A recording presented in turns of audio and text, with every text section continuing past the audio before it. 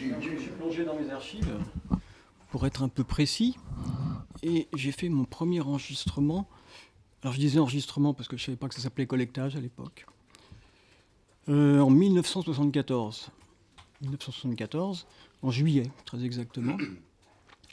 Mais pour en arriver à cette démarche d'appuyer sur un bouton enregistrement sur une mini-cassette, il y a eu quand même un long processus auparavant. Je vais peut-être remonter à l'enfance, mais je vous rassure, je vais être succinct et bref. Faire un petit résumé. Donc je suis né à Paris, à Montparnasse, et par conséquent breton. Tous les gens de Montparnasse étaient bretons à l'époque. De parents originaires du Trégor, bretonnants, bien évidemment. Mais comme tous les enfants de cette époque, ceux du baby-boom dont tu parlais tout à l'heure, on préférait nous parler en français parce que le breton ne nous servirait pas dans la vie, comme il disait. Sous-entendu professionnel, bien évidemment. Donc une certaine frustration au départ d'être coupé du monde des adultes, parce que le monde des adultes, c'était celui de mes parents, c'était aussi celui des nombreux bretonnants qui tournaient autour, leurs frères et sœurs, père et mère. Donc cette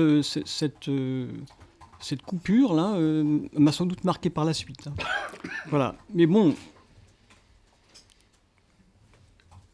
j'avais une jolie voix, paraît-il que j'en ai une encore.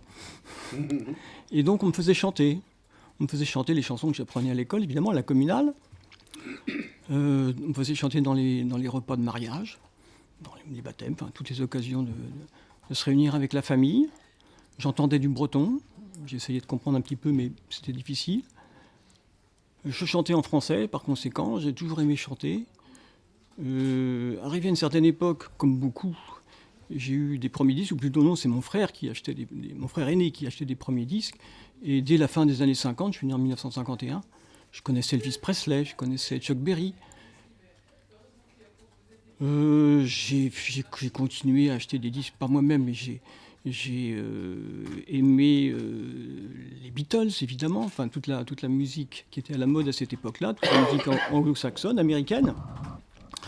Américaine surtout d'ailleurs, puisque je me suis intéressé très vite à...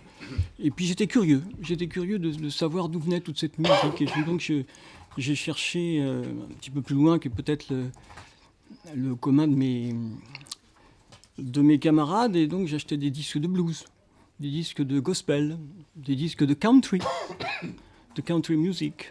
Tout ça m'a intéressé pendant toute la période des années 60, jusqu'à la fin des années 60, oui.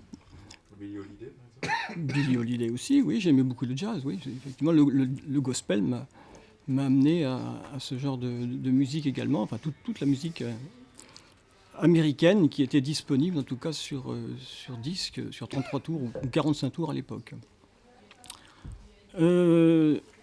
Alors, ce plaisir de chanter que j'avais dans les années 50, en français, évidemment, les chansons de la communale, comme je disais, c'est doublé par un essai, en tout cas, de reproduire ces chansons que j'écoutais sur disque en anglais.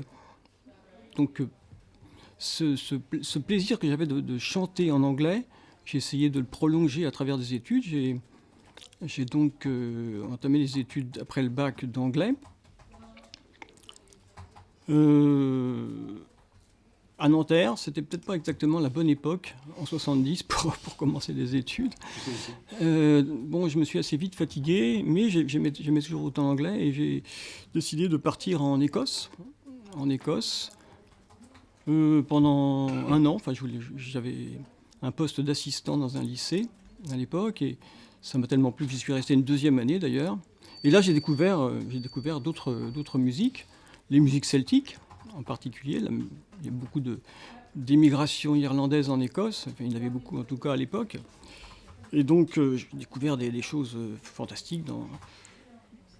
Et puis une densité énorme. Il n'y avait pas un coin de quartier où il n'y avait pas de musique dans un pub, un folk club où on pouvait écouter ce type de musique. Donc j'ai découvert cette musique-là.